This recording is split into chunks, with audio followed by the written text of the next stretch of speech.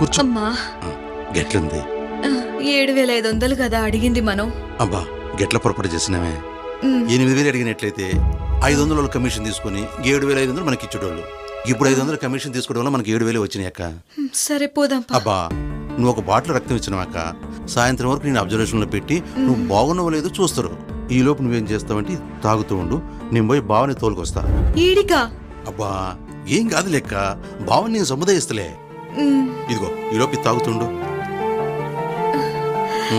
ఇదిగో ఈ పండ్లు ఇక్కడ పెట్టాను, తింటూ ఉండు.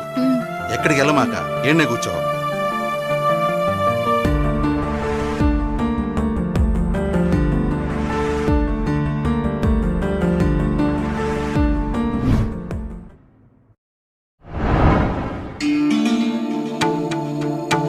అయ్యా పైసలు మొత్తం 7,000 ఉన్నాయి.